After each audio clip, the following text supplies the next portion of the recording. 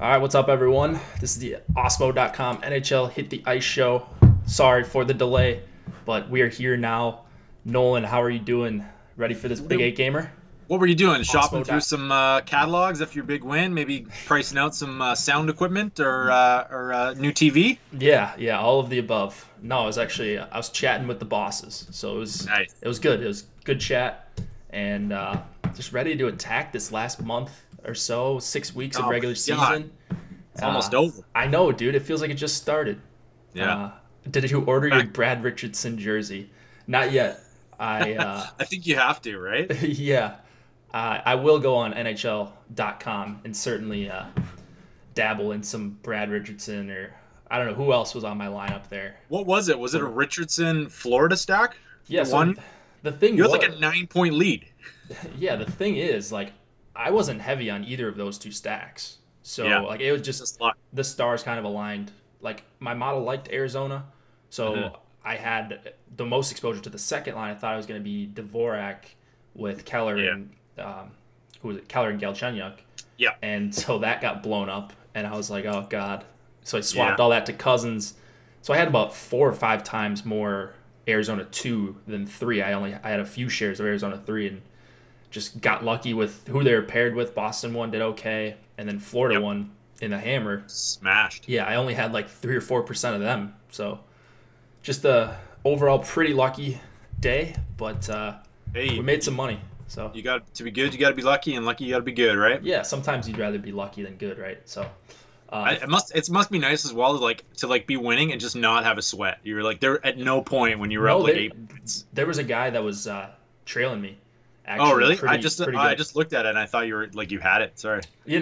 I mean, I thought I did, and then all of a sudden, so that Vegas game was crazy. He had a game stack, Vegas, Florida game I stack, saw that. and he Yeah. had full Florida one, so I had him blocked there, but he also had Carlson, Smith, and like Kopitar, and Yeah. Kopitar scored, then Smith scored, and all of a sudden he was within like 5 points of me. That game went into a shootout, and they didn't score, which was obviously very lucky again. And then Yep. Kopitar didn't score either. They lost in OT. So, yeah, kind of the stars aligned. And, counting my blessings after that one, that was one of the luckier wins I've had for beating people by 4 points for 2 stacks I wasn't really on that heavily. So Nice. that's sometimes it works out. So All right. Well, time to get back on it and go back to back tonight. Let's do it. yeah. So if you guys, Although I guess it's a little different this time. So little we different. got some different contests, especially for DK. yeah, so they brought that $5 back. Yeah. Which I'm pretty So excited about. my advice, having played that a couple times, I think it's the payout structure. Correct me if I'm wrong, but the payout structure is really top heavy. So if you're going in on that one, like just be careful with your money tonight. Like Sure. don't overcommit to it because those are just bankroll killers if you get excited about something. Yeah. So So do as I say, not as I do. I'm gonna max it. Like you gotta max it, right? when you're a pro, you just max it. So- You don't have to worry about it. So I mean, the thing is, like, if you're playing like 20 entries, maybe not the best tournament to play in, unless you're pretty comfortable having a worse ROI than like a 20 max tournament. So it just depends on what you're trying to get out of Would it. you rather go into that 50 cent, 150 max tonight? For If sure. you're playing a lot, if you want to 20 lineups of the $5 versus the mini max, go with the mini max. If you're not like at that level yet, because you're gonna avoid the pros. You're gonna have a chance to if you can crunch some lineups, you're gonna have a chance to have that experience, and so that's where I'll be tonight with a few $5 shares. But Minimax is always a good tournament too, just if you're trying to practice MME, or Yeah. even if you're good at MME and you're under the threshold. Like, I'm still under the threshold, Yeah. very It's- by a good margin, so I can still play it just it. helps to Yeah. avoid 1,000 lineups from pros, right? Like Oh, it's a definite positive in ROI. So Yeah, I am not anywhere close to the $1 million or whatever in career winnings. So only recently just started playing a little bit higher stakes, and it's gone okay. Or I guess higher entry fees, but like $8 and $5 tournaments. So the MME life, it's a fun one if you can hit every once in a while. yeah, absolutely. If you want to order your Brad Richardson jerseys with me, we're giving away a $200 NHL shop gift card. So to be eligible, you got to watch the show. You got to like the show. I see a few of you have already done that already. Appreciate that. And then the second part is you're going to answer a prompt. So yesterday we did if you could make one trade purely for DFS benefits, who would it be? So a bunch of you commented. You gained yourself additional entries, assuming you also liked the video. We had what's your favorite tournament, biggest sweat. For this one, let's do what is your most memorable DFS moment. So it could be a sweat, could be an experience you won, but just pretty open-ended. What's your most memorable DFS moment? So like the video, comment in the comment box once this video is final. You can comment right now if you want to in the live chat. That's perfectly fine. But to get entries, you're going to have to wait till the video is offline, and then you will comment in the public comment box. So continue to do that. Continue to gain entries, and the giveaway will be on March 4th or March 5th. So early next week. All right, let's move it on. 8 games. Do we have any ownership spots do we want to talk about? Yeah, so I think just looking at this slate here, I think San Jose 1 now with San Jose 2 just not having Evander Kane, that's gonna up their ownership a lot. Other than that, I don't like. Just let me take a look here, but I don't really see like a ton of really obvious spots that I think people will go to. I think it'll be pretty spread out between a lot of these lines. I'll bet that the Islanders 1 will be a little bit popular, and maybe Vegas as well again. But yeah, I think it'll be pretty spread out all in all. Yeah, maybe Pittsburgh, that top line could see some traction. I agree with you on the Isles. Maybe Buffalo even the others. 1. Yeah, Buffalo 1. That game, big 6.5 total. San Jose, of course. And then I'm sure a lot of people will go right back to Vegas. I'm likely going to be in the same boat. Any sport for memorable DFS moment, or just hockey? Any sport. So, if you just happen to watch this and you're playing hockey for the first time ever, and you had a big basketball win at golf or, football, just favorite story, favorite memory, whatever you like, but make sure you like the video as well. So I think it's a pretty straightforward slate. I think there's 3 or 4, maybe 5 spots that I'm really looking at heavily, and then just kind of sprinkling in everything else after my main priorities here. So you want to get into these 8 games? Let's do it. All right, let's do Penguins and Sabres first. Super interesting one here. 3.4 implied total for the Pens. 3.2 for the Sabres. Matt Murray in net against Linus Ullmark. Do we have any changes here? Yes, we do. So on the Buffalo Sabres side, they went back to their top line, the big 3 last game. Sabaka's likely out again. Kyle Poso is up on the second line, and then Middlestat will send with the third line with Tage Thompson and Scott Wilson. And then Scandella is also expected to miss tonight for the Sabres, and Palut will probably also be out. So that's looking like they're generally their same kind of power play formation, same players. And then I kind of think everything's pretty much the same on the Pittsburgh side here. So for the most. Yeah, I think I'm pretty heavy on Pittsburgh here. I think this top line, I know they're going to be chalky. Buffalo has not looked all that great defensively. The metrics don't say they've been that bad. But I don't expect the Eichel, Skinner, Reinhart line to be that dominant, at least defensively, or suffocating or anything. And then Buffalo hasn't really hard matched either. So for me, Gensel back on PP2. Did you get that one? No, I saw him listed on the first power play, so I think that must be a recent change. It could be, or it could be daily face-off. Guessing, who knows?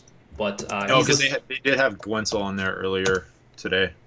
Really? So I don't know unless they would. I don't think they would change it unless they saw something, right? Okay. Yeah, I mean it's not that big of a deal if Gensel's not on it for me.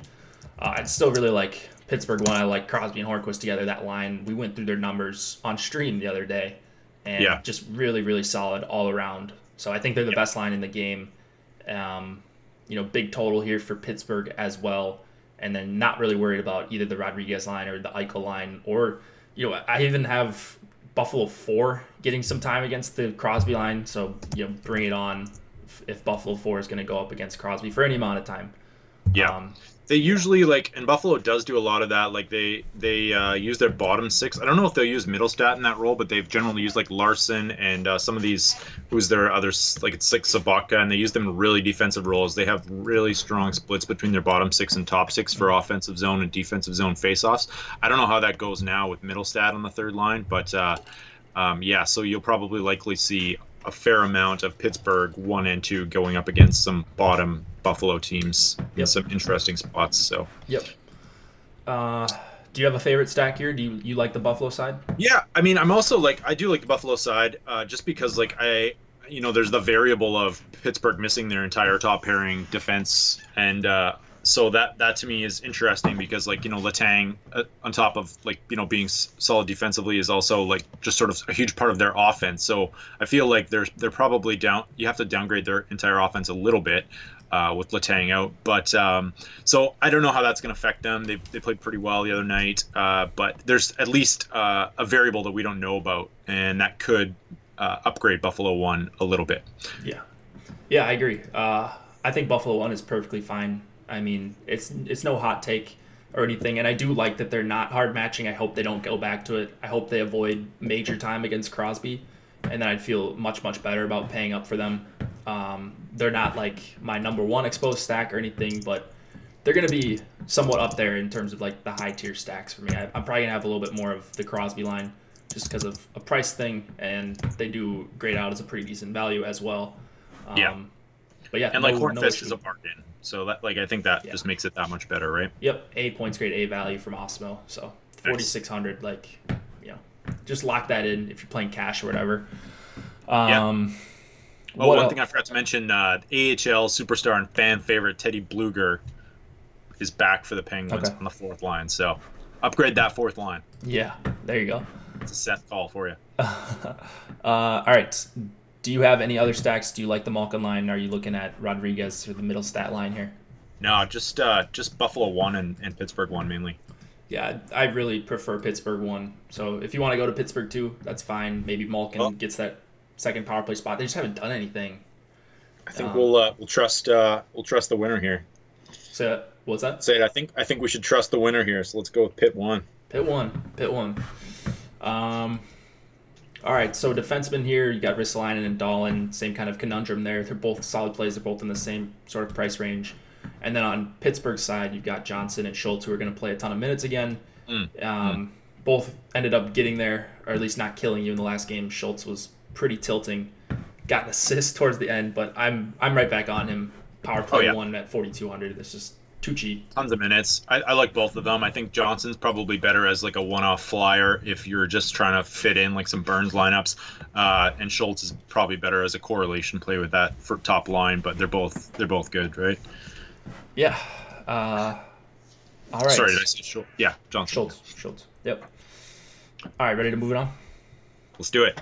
Flyers, Devils, 3.5 implied total for the Flyers, 3.1 for the Devils. Cam Talbot going up against Corey Schneider. What do we have here that's new? So new Devils lines, it looks like. Bratt, Hischier, and Stafford, and then Blake Coleman is on the second line, I think, with Zajac and Augustino. So that's something a little bit different. Devils are still hobbled by injuries, and last game they went to the power play with Vatanen and Severson on the first unit, getting most of that time. So my Will Butcher call was just a little off base there.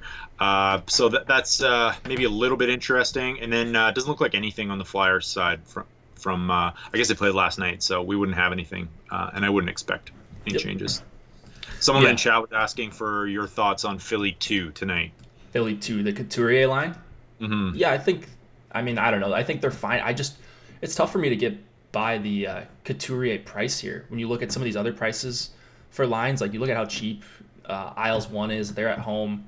That's expensive. Yeah, man. Couturier and I know Couturier has been so much better offensively lately, but even Lindblom has come up. So, I love them when they were both around 5,500 and then Lindblom was free.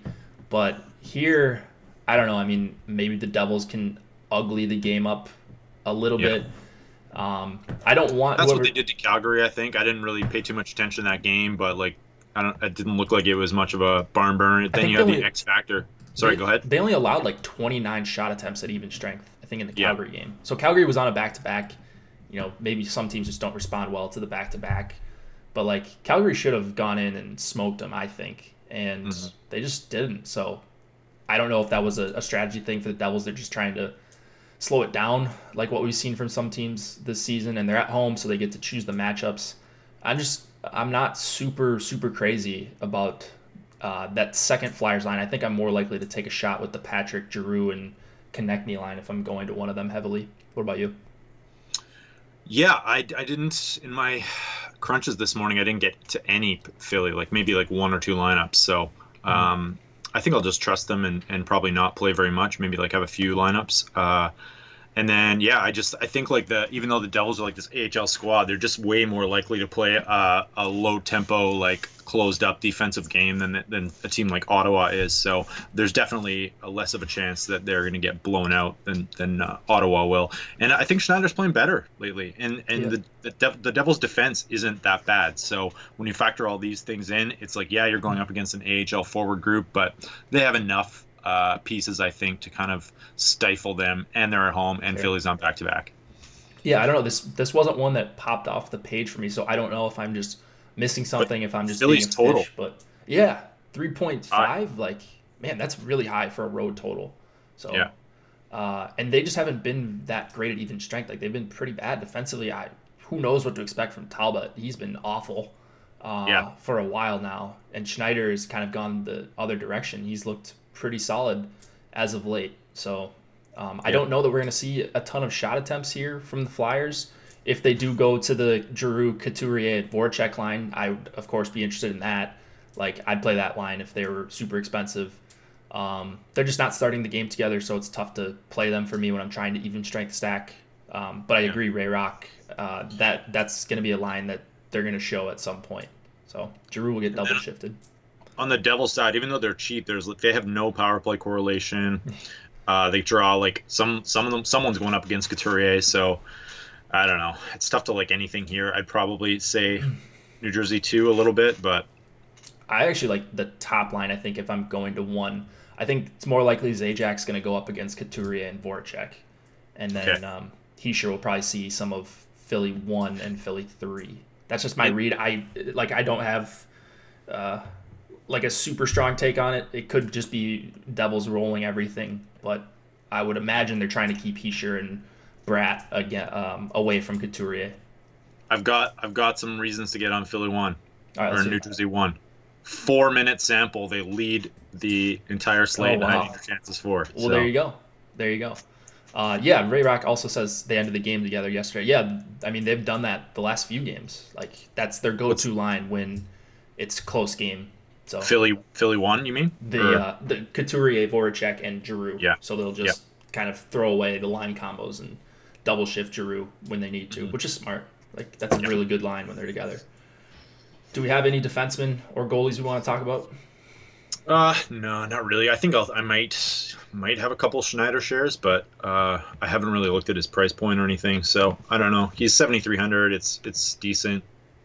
Yeah, I don't know. He's won 3 of 4, and his save percentage is back up. Like he's not that far removed from being an elite goalie in the NHL. So I don't hate him. I don't hate the price. I think it's a decently reasonable game for the Devils. He's not a guy I would just like jam in and be like, let's play Schneider. But I also like to correlate. A few lineups to get overweight. Yeah, agreed. So I don't know if that I agree with the Flyers' huge total here is kind of the main point. And then I don't really love any of the defensemen. My favorite guy here is probably Provorov at 4,500. And it looks like Osmo agrees as well.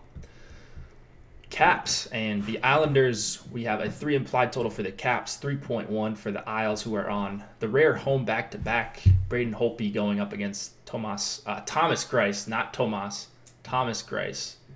Do we see anything different here? No, I think everything is the same. We won't know for sure from the Islanders just because they played back-to-backs, and I don't think they practiced today. So I wouldn't expect them to change anything after a big win last night. And same goes for the Caps, who never seem to change anything anyways. So all looking the same. All right. Yeah, the Beauvillier thing. I think we caught that in chat yesterday. So Yeah, yeah. yeah. So just another reason to join Premium, of course. Um, Promo code Hit the Ice gets you 50% off your first month of any Awesemo.com premium subscription. So do that if you're thinking about signing up. 50% off. You can pay the monthly. You could get us for basically the rest of the regular season. And we did catch that in line rushes. We're always posting the pregame skate, which can be a huge edge. You've got about 30 minutes to react when late changes happen. So you can also hear Boom in chat. If you like him in the YouTube chat, you'll love him in Premium. So yeah, it's good stuff. Get my projections, Osmo's rankings, power play articles, Nolan's line change article, all that good stuff. So Premium line change article. Premium, yeah. It's probably starting tomorrow, I think. So Wow. just another reason to join. But what do you like in this game? Yeah, Islanders 1's coming up a lot. I kind of like going to Islanders 2. I mean, we've noted many times that Washington 1, 2, and 3 are awful defensively. Washington 3 has the worst numbers in the league as a trio, but not a lot of ice time together. All of them terrible. So, yeah, the only thing the only thing I think to get off the Islanders would just be like the narrative streak that they like played a really emotional game last night, and maybe this is a letdown spot for them. That's kind of my only thinking here. That but Washington's not coming up a lot, so I don't really know. Yeah. So Washington doesn't come up a ton for me.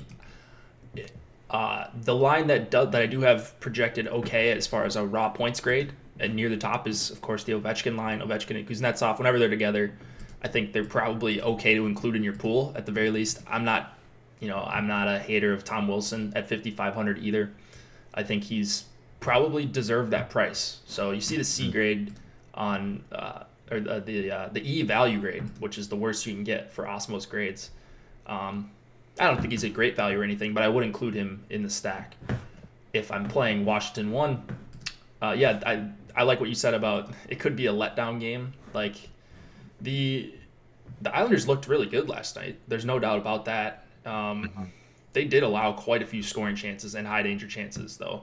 So maybe not, it obviously didn't, it shouldn't have been a 6-1 game. Like they did convert at a pretty unsustainable rate against the Leafs. It seemed like the Islanders really, really, really, really cared about that game. It was wild to watch. So maybe they have a letdown here, but they're still a pretty sound defensive team. I think we're probably going to see the Barzal line see the most time against Kuznetsov, Ovechkin, and Wilson. It's tough to try to read it off the Toronto game because they have such a good top six. So that's my read right now. Could be Nelson against Kuznetsov. It doesn't really make a difference. I like both Islanders' top two lines here. I think they're both really, really awesome values against the Caps, who I obviously love targeting against. Yeah. It scares me that I'm not getting much Washington, though. Like, that's always a scary fade, even in a tough matchup on the road. But I might just force a few shares in there just because they can break the slate at any time. Why is Pulak not on power play 1?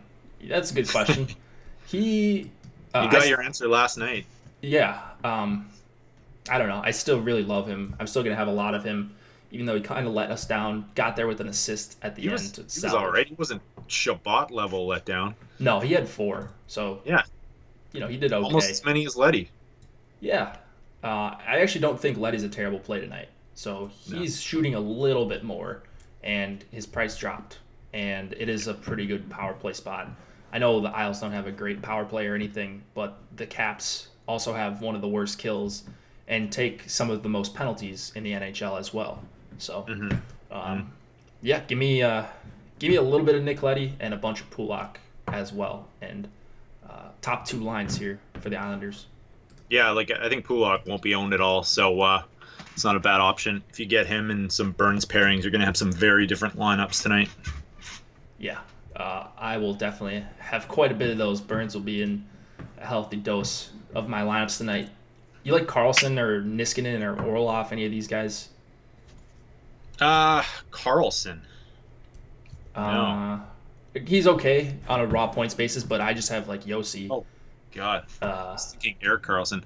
Yeah, no, I don't. I can't say I'm struggling to get them in. I don't usually target defensemen against the Islanders. It's pretty. They seem to be really good against limiting points to defensemen more than anything, or well, I guess on par with some of their stuff. So, and like you're not really getting a discount for Carlson. So yeah, that's just the thing. So just give me 700 and I'll find money for Burns. or get to Yossi or someone like that. I think, or go all the way down to Polak. So Yeah. lots of options here outside of Burns. Do you like either of these goalies? Or are you ready to move it on? Yeah, not a huge fan of either one. No, I don't think. Are you? I mean, it'll just be correlation plays, I guess. But I think Grice is all right just because the Devils do let up a lot of shots without allowing, in general, a lot of quality chances. So I'm almost always okay using their goalies. I'd rather have it be Leonard. I think Leonard's quite a bit better than Grice. But 7,600 is okay. both are elite though, so or have been elite this year. So Grice has? Really? I didn't yeah, know. like I looked up. Well, at least high danger save chances I and did not scoring know that. chance save percentage. He's like top 5 in the league. Really? Oh, that's pretty good. Yeah. I'm out of material. Can't make fun of Nemeth. Oh, come on. You can always make fun of Nemeth. All right, let's move it on to the next one. We'll get to Nemeth soon enough. Montreal and the New York Rangers, 3.1 implied total for the Canadiens, 2.9 for the Rangers. Carey Price and Henrik Lundqvist going up against each other. Do we have anything of note here? I don't think so. I think all the lines are pretty much the same. Just that Anthony D'Angelo looks like he's pretty much going to be on that power play one. It's not going to be Pionk. Yeah. I would say probably Anthony D'Angelo might take that and run with it for a bit. He has assists in 8 straight games, and I think everything else is pretty much the same as it was last game for both sides. Yeah, I'm not seeing a ton of changes here. We kind of got some clarity. We saw the Domi line stay together with Drouin and Shaw. Yeah, They had done some shuffling in their top 6 kind of last minute. Looks like they have Armia now on the third line instead of Byron or Byron. Yeah, Byron's not in the lineup, I don't think. I think he's out for a while. Wasn't he in last game? I think he may have gotten hurt. I saw some sort of notification about Byron. But yeah, it looks like Armia is going to be with Kotkaniemi and Lehkonen.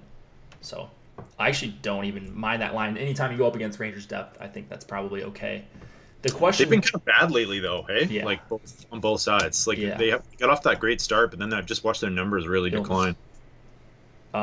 he might play tonight. Okay, Byron got hurt. But he's playing tonight. Okay, might play. All right, so maybe Byron could be in. So who knows? Just pay attention to that if you're playing Montreal 3. Assuming these top 2 lines stick together. The question here is, which line does the Zibanejad line see more of? And honestly, I don't have a great answer. Just thinking logically, like the Domi line went completely nuts in their last game, and some teams earlier in the season had treated that line as the top line, even with Danault and Tatar and Gallagher together. So it's just kind of team preference here. I don't exactly know what they're going to do. I would guess it's going to be Zibanejad, seeing the most time against Domi and Drouin. Could easily be wrong on that.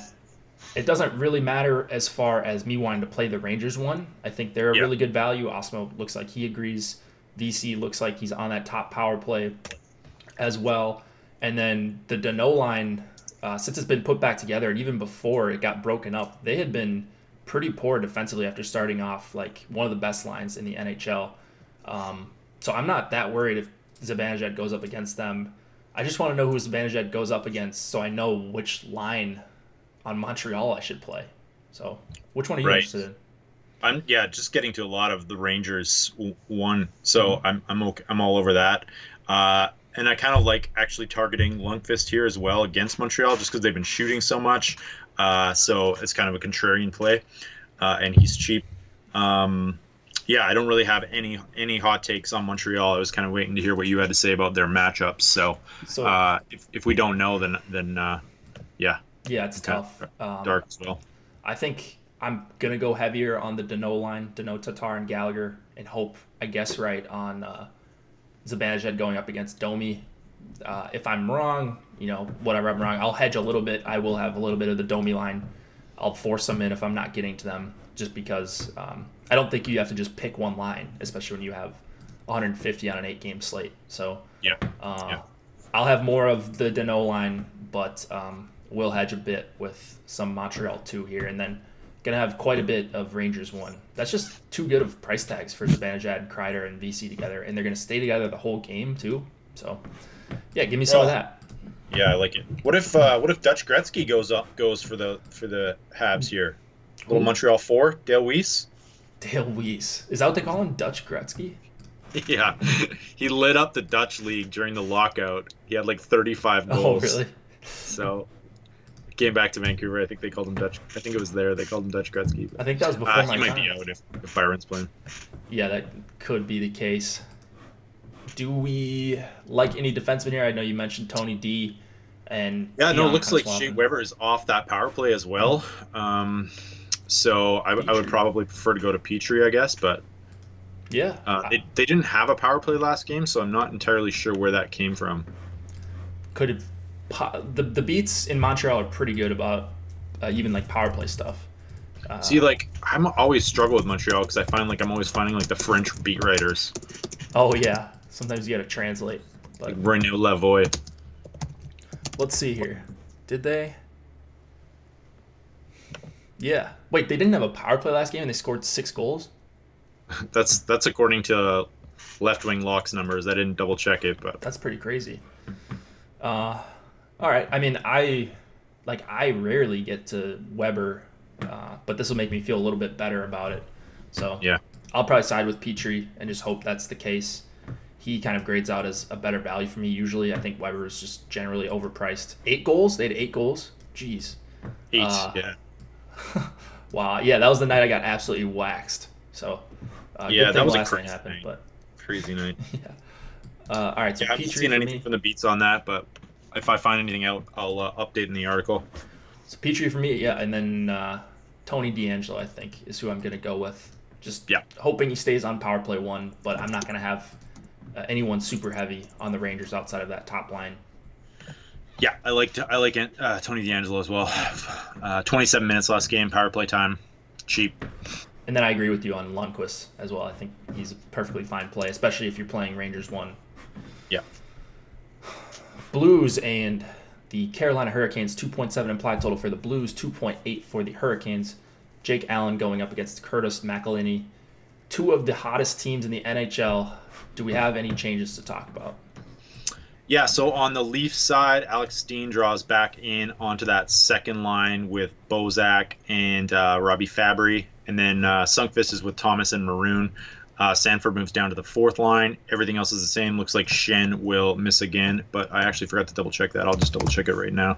Yeah, he's on the DL, so he is not on the trip. And I think everything is the same for the Carolina Hurricanes. Cool. Yeah, so this one, it's pretty simple. I think Carolina, if you look at the numbers on Natural Stat Trick, they didn't really hard match against I can't even remember who they played, but they didn't like it didn't look like it was a super hard match, but Carolina jumped out to a pretty good lead pretty early. So I would expect we see Stahl going up against O'Reilly, Tarasenko, and Schwartz, just kind of that really awesome Blues top line. And that kind of leaves Aho, Niederreiter, and Williams to go up against lesser lines. Now, the Blues have been awesome all around, so I'm not saying this is like a perfect matchup for Carolina 1, but just very much prefer Carolina 1, even price included. Niederreiter's price, for some reason, is dropping despite him just scoring every game. And then Williams priced up a little bit, Aho under 7K. I think it's a fair price, and I don't think Carolina 1's going to be owned really at all. Yeah, I guess like St. Louis 2, like in short amount of time, they only have 20 minutes together, but they've been really good defensively. So I kind of just was assuming like, and then Carolina 3 has been good defensively. So I kind of was just kind of sort of thinking that this might like these just sort of offset each other, and this might be a fairly low scoring game. But that I guess it could go either way as well. I don't know. Yeah, that's the thing too. Like when you've got teams that are so hot, like they've been both really good offensively and defensively. So you just never really know how it's going to shake out. 2-1 game pass. I think that's what a lot of people are going to think, though. But there are still 2 really awesome lines in this game. So definitely not going to be very highly owned. I think St. Louis 1 and Carolina 1 will kind of at least Carolina 1's been getting so much ownership recently. I think this matchup will probably scare some people off, and they'll be under 10% tonight. Yeah. So I'm going to be, have very little of St. Louis 1. I'm pretty worried about the Stahl matchup. I don't really like to target against him. And then, I think I'm taking a pretty decent stand on Carolina 1 here and hoping they can win this matchup. They've kind of ran over everyone so far still. So they're just putting up just absurd underlying numbers and full power play correlation as well. Maybe we get bad Jake Allen. So that's kind of how I'm rationalizing going over on Carolina 1 here. I like that. Yeah. You never know when Jake Allen's going to let in 6 goals. Yeah, just when you think you got him figured out, he's pulled in the first period. Couple defensemen probably on Carolina we're interested in. Hamilton, Falk. Going back to they always grade out well, especially Hamilton. Hamilton finally had his breakout game. I think that led to a pretty nice night for Osimo a couple nights ago. I don't know. I can never get super excited about Hamilton. His numbers are always amazing, but I don't know. I don't roster him as much as I should. Now his price is up. Yeah, I don't know. I mean, he's shooting a lot, so 5,500. His price is creeping up there a little bit, but I think I do prefer him in kind of that same range as Polak. I don't know who I prefer straight up. I guess I would have to check my projections, but I am getting more of Polak just because he's $500 cheaper. So there you have it. And it's not a great special teams matchup either for Hamilton, and he's not on that power play, so just as a little bit of a tiebreaker. Also, the other guy like in that range is Trouba as well, with Morrissey and Bufflin out. He's going to get a lot of minutes tonight and power play one time. So PK? It's not a great what about matchup. PK? Yeah, PK too. I'm late swapping him in. Yeah, he's out. The nuts, the late swap nuts. All right, we got to move it on here. Both goalies actually pretty cheap, 73 and 7,500 for these guys. You got any interest in either one? Is it Allen and McElhinney? Yeah, I guess they're both fine plays. I mean, Allen, you always like to target goalies against Carolina, right? But I think that's a little bit old school thinking before that line was great, before they were like converting on their chances. So it's a little bit maybe like a month too late on that one. Yeah, I much prefer McElhinney here compared to Allen. All right, let's move it on to the Preds and the Jets. 3.1 implied total for the Predators, 3 for the Jets. Pecorine possibly going here against Laurent Brossoit. I think it's Saros. Is it Saros? I think they got a back-to-back. Oh, no, they don't have a back-to-back. They play on Sunday because they play in Minnesota. Why would it be Saros tonight? I don't know. I just saw that he was projected, so I'm seeing that on DraftKings, on FanDuel, but maybe I'm wrong. Well, if FanDuel says it. Sorry, I can't speak. Twitter is the word I was looking for there. Okay.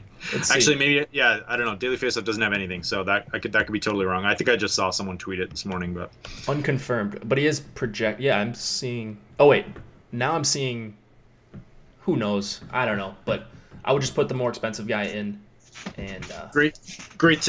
Also a good spot. Like you're gonna get both of them at no ownership. I find anytime these goalies are unconfirmed later on in the day, people don't like to play them. So if you want to do that, if you want to go that route, just put the most expensive one in your lineup and switch them out. Sure. All right. So what do you like in this game? What's your favorite line here? Do you have a favorite line? Yeah, I saw you write up Nashville 1, so that's interesting. I noticed Turris, the second line, was coming up a lot in your projections with Granlund and Yarncroc. I had to kind of turn them a little bit down. Nashville looks like they have new power plays. I was still waiting on confirmation. I contacted a couple of beats because I couldn't find anything on that. Looks like Granlund, Turris, Simmons, they just have a super weird power play right now. Yeah. So you're not getting that Nashville 1 power play correlation. I kind of like Winnipeg 1 just in a contrarian spot here. I remember you and Homer Cleese talking on this show the last time these two teams met, reminiscing about that series last year in the playoffs, and Winnipeg just owned them. Winnipeg is not firing on all cylinders, but you never know. There's Nashville. Yeah, so that could be just around the corner, and like Winnipeg is just at home is a different team than they are on the road, and they've played a lot of games on the road recently, so they're not going to be very popular tonight. And then Winnipeg 2 now has Hayes. Now the line we all thought would happen has Hayes, Ehlers, and Connor on it, so that's a fairly cheap, maybe a little bit more expensive than your regular filler stack, but I like them too, and I like Trouba as well. Sure.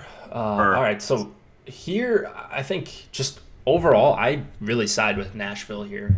I'm prepared to be pretty wrong about that, but I just love this top line. I love the numbers. Of course, like if you guys watch the show, I always refer to these fancy numbers that don't always tell the whole story, but they've just been so good for a couple years now. And you look at the Scheifele line, hasn't been that great defensively, and that's probably who they're going to see the most of. It's probably going to be some of the who is it? The Cop line, maybe even against Nashville 1, or maybe the little line. I don't exactly know what they're going to do with all these shifts in their forwards, but it's not just going to be Scheifele. I wish it was just Scheifele because I do really like the spot here for Nashville 1, and then Nashville 2 is so cheap with Turris and Yarncroc both being 3K. You guys know I like Granlund. Maybe he won't be as passive on this line playing with two guys that aren't kind of great scorers. So hopefully he comes out firing because I think he's got a pretty decent matchup against kind of this second and third line here for the Jets. So give me the Nashville here. Sounds good. Yeah, I mean, you could also make the case that the Jets' defensive corps depleted with two of their top 3 defensemen out. So that's not exactly the most stellar. You pretty much have like 2 NHL defensemen in that of those 6, and 4 of them are pretty weak. So there's reason to think that they could smash here as well. Yeah. Their line, you hit it. Those Nashville 1 numbers are like, I think the best in the league for any line that's been together for any length of time, right? It's like Carolina 1, Nashville 1, and St. Louis 1. Like they're just 3 lines that have like 80 shot attempts per 60, like 75. It's just crazy shot and scoring chance generation. So yeah, I'll just bet on the talent here. I don't think Nashville's going to be all that chalky. So no. Boom's calling them a trap. I mean, I don't know how they can be a trap if they're going to be 6-7% owned. But I do really lean to the Nashville side here, and including their defensemen. Really love Yossi, and also like Subban, especially if he's playing with Johansson and Arvidsson on the PP. Yeah, I like that too. Any Nashville 4? No Nashville 4. Are you playing Nashville 4? Maybe once or twice. Bonino, Sissons, and I guess that's not really the 4th line. Yeah, I guess Gaudreau and technically Grimaldi. Right. Boyle. Right, yeah. That's a pretty good 4th line. So yeah, Bonino's not a 4th line center. He's a 3rd line center. That makes sense. They got Grimaldi and Simmons getting any of that line then? Oh God, no. Thornton shoots more than Ryan Johansson. No, he does not. Thornton. Why do we have this discussion every time that Johansson's on the slate? Trying to get to you. I'm not a huge fan of Johansson, but he plays with 2 elite line mates, so play him. He's gonna get assists if they go off. So yeah. Whatever. You guys can leave him off. I'll have the Johansson hat trick game. Jason trolling Thornton greater than Johansson. Disagree. But Yossi, Subban, like I said, you like Trouba, correct? Yeah, 5,200. Okay. What are you doing with Winnipeg? I haven't really talked about them. I'm not sure yet, actually. I'm just trying to decide like how owned they are. I kind of like. I think they're going to go under the radar a little bit. And as streaky a player is as Line is, and he has goals in 3 straight games. So to me, that kind of means I might try to force some of them in. Like, he has 4 goals in 3 games. We know what happened last time he started scoring. Mm-hmm. He had like 17 goals in 11 games or something. So this might just be a spot where like not a great matchup, but he's matchup proof when he's got his shot going. So and his confidence going. So I will definitely have some Winnipeg 1 shares, and then maybe some Winnipeg 2 as well. Like, they're cheap, and those are 3 talented players. So. Yeah, I think if I'm getting over the field, so first of all, I think Winnipeg 1's going to see pretty decent ownership at home here, and Line A starting to heat up a little bit. People love those big 3 together, and that makes sense. That's fine. I'm kind of getting more into like the 5% range on them, so I think I'm going to be pretty healthily underweight. I think they might see double digits. I think I'd be more apt to go to this Hayes line. I think they might see some better matchups. Probably avoid the Johansson line, which you like, and they're all just priced pretty well for the caliber of players they are, I think. Yeah, I like it. So no sample size thing. It's just kind of a hope I get on them early. So I think more Winnipeg too for me. All right, great chat. Anything else here? No. Golden Knights and the Anaheim Ducks, 3 implied total for the Knights, 2.5 for Anaheim. Marc-Andre Fleury expected to go after Subban went last night. Got the win, 6-5 in shootouts. Thanks, Malcolm. John Gibson in net, returning for the Ducks tonight. Yes. Sorry, is that my cue? Yeah. Ducks line. So they switched things up in their line rushes last game and put Enrique with Perry and Sprong instead of Raquel. Raquel. So Devin Shore is with Raquel and Silverberg on that second line. Anaheim 4 actually got the most ice time out of any of those lines last game. That's the Kessler line, who weren't that bad. And I'm just going to say I might have 1 or 2 shares of Anaheim 4 tonight, especially with Nick Ritchie on that power play 1. So that's about it from the Anaheim side. Probably nothing from the Vegas side. Vegas's top 2 lines continue to just generate chances at an insane rate. So, yeah. I'm a little confused. I thought that Golden Knights would have a higher total here. I don't know about you, but like I get that they're on the road and it's a back-to-back. I mean, okay, yeah. But it's just weird. Like they're really, really good, and the Ducks are really bad and hurt. So Getzlaf's out for this game, right? Yeah, he's out. He's out. Okay, so that obviously helps causes as well. That's a good point. I mean, why is it 3.2? I would expect it to be like at least 3.4, 3.5, no, right? It's 3. We're seeing 3 right now. We're seeing a 5.5 total. I've got a live of 3.2. Oh, okay. So maybe it got bet up a little bit. That's closer to where I thought. I thought we'd see huge favorites here, especially with Fleury as well. You expect Fleury to go. So unless he's hurt or something, I mean, I don't know. But I like the top 2 lines here for Vegas. Again, there's almost nothing I'm going to be heavy on for the Ducks here, outside of maybe like a Lindholm or Fowler if you want 2 DK points in 60 minutes of ice time. Vegas is a way better team. Like the caliber of skaters they have in their top 6 compared to Anaheim is just so one-sided. So whoever they put up against Vegas 1 and Vegas 2, I think they're going to be able to generate offense. If I'm choosing just one line, I think it is probably this second line, Stastny, Pacioretty, and Stone. And there wasn't like a great. I expected Vegas 2 to be way more owned than them last night, but I don't think they were. Like it was pretty close. So I would expect something similar tonight, especially because Vegas 1 was the better line last night. And they're cheaper too. Vegas 1. And they're cheaper. Yeah. But yeah, Vegas generating chances at a rate that's high as anyone else in the league this last month, and then they've added Stone. So it's only a matter of time until they convert. The prices are still down. I think you got to continue to ride this, and you can just bring it back with like 1 or 2 Gibson shares, and maybe he like returns to form, and you're good to go with this game. Yeah, I am not a big fan of Gibson. Like I love playing Gibson. I know it's a back-to-back. I think he's going to be kind of popular. Like he's a known commodity. I mean, just for being a large home dog, he always gets ownership. So like as a one-off. So I think people might be a little bit scared off by the fact that it's his first game back from injury, and he was terrible before he played. Sure. In his last 5 games before he got injured, or like was dealing with that head injury. So I don't think he's going to be owned tonight, but maybe I'm wrong. I think it'll be under maybe like 4%, 3%. Okay. Yeah, I expect him to be a little bit higher. You could be right though. The Shore line with Shore and Raquel and Silverberg together, I think, is the one I have the most interest in. For Anaheim, the problem is 3 wingers on DK, so it really messes up the rest of your lineup construction if you're trying to do the full stacks here. So unless you're going to power play stack, you can force them in. I don't know if I'm going to. I might just go like Henrique with Raquel and Silverberg and just hope there's some power play correlation there. If Vegas is tired or whatever, but there's just not a lot of good skaters on the Ducks.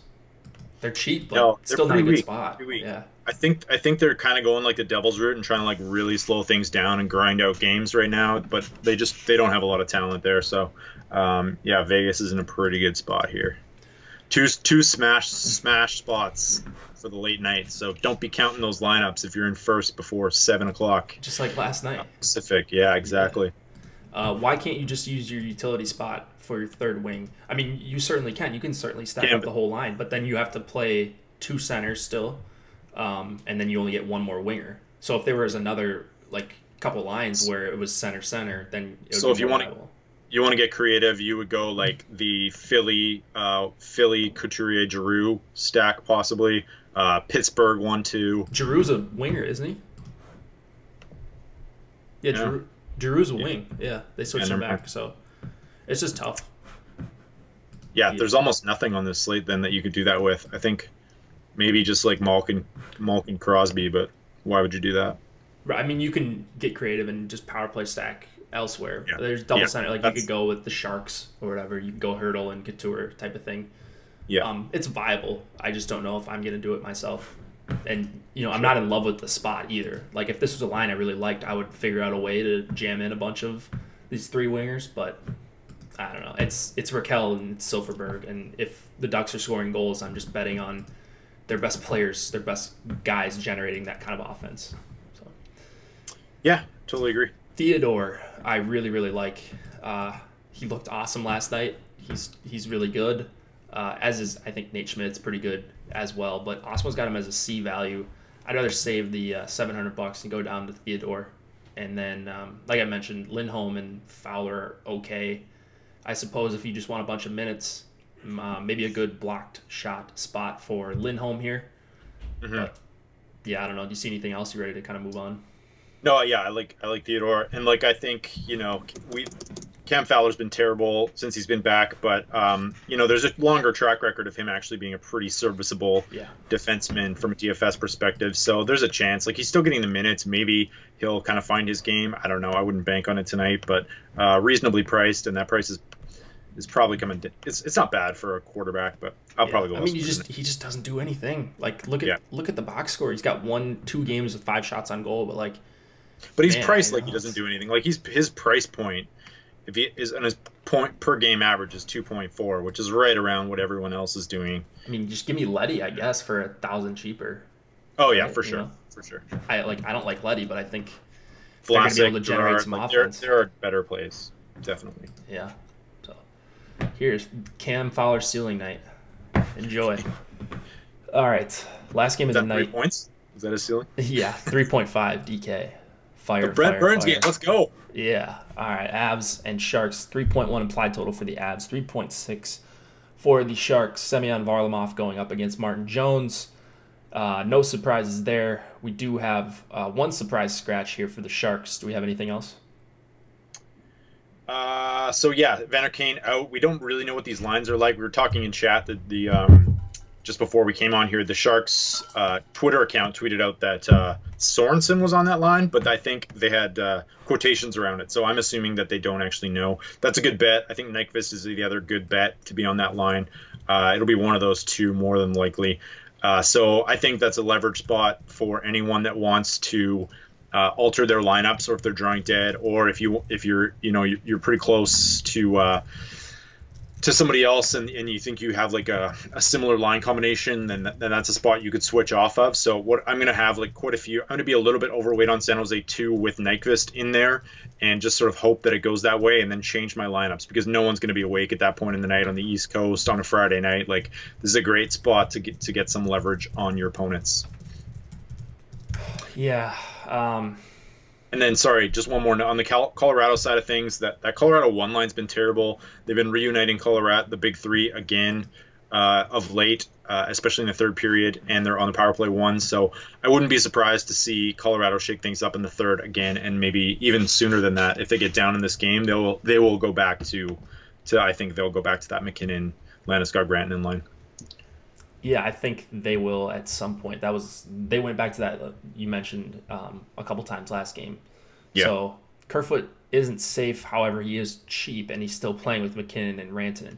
Now that line But they've been hasn't. awful. Yeah, I know that line has not been good, especially defensively. So I kind of overlooked. I shouldn't say overlooked. I assumed we would see Landeskog with McKinnon and Rantanen from the jump, but if we're not going to see that, and now with Kane out, like I've kind of shifted from San Jose 2 when I thought Kane was going to play to really Couture, Pavelski, and Timo. It's a really good price for them. I always talk about how many times shorthanded Colorado has for the season, most in the NHL by a good margin. You have Brent Burns here, so 4-man stack is already locked up. Or you can play Vlasic for super cheap, kind of contrarian play as well. I just don't know who's going to be on Hurdle's line, which makes it a little bit tough. Probably going to put in LeBanc and or maybe, I don't know. I don't know what you would do if you're on Cruncher here because we don't know who it's going to be, but you want to leave yourself a little bit of extra room in case it is like if you leave Sorensen in there and a lot of your lineups probably aren't going to have 1,500 to swap up to LeBanc. That's why you got to put Nyquist in and switch out. Okay, that makes. But like Nyquist now, all of a sudden, if it is Sorensen, then you get 2,300 left over, and probably a bunch of those lineups already have Burns in them. So, but at least you've got some unique line combos. Sure, that makes sense. I think the other thing is like sometimes this we'll probably wait to line rushes, but sometimes this stuff drops later in the evening. Sometimes you get like a tidbit an hour before the game. Probably not, but and if that happens, then you've got the Vegas game in play as well. But or you can like switch off it and go to something else. You go to like a Colorado combination. It's not ideal, but at least you're gonna get like I'm not gonna do it a ton. I'm just saying if you got like 5 or 6 shares out of 150, then just be aware of it, and that's a way to kind of get some leverage on the field. Yeah. So I mean, just Kane being out, I think Hurdle's still a really awesome play. Donskoy is super cheap as well, but it just doesn't make that line as kind of sexy for me. So it's San Jose 1. I mean, they're going to be chalky for sure, and they're going to see a lot of McKinnon and Rantanen. Hopefully Kerfoot stays on so San Jose 1 can score a couple times. Then I'm sure they'll put Landeskog on there, and then it's a little bit tougher of a matchup. But you're still not that worried about McKinnon, Rantanen, and Landeskog on the road especially. So, they've had kind of big home road splits for even over the last season. So, give me some Couture, Meyer, and Pavelski. They've kind of turned it around a little bit. And I'm not super comfortable stacking a ton of Colorado here. If I am going with Colorado, it's probably just McKinnon, Rantanen, and Kerfoot, and just hope that line sticks long enough if they end up being the nuts that Kerfoot chips in.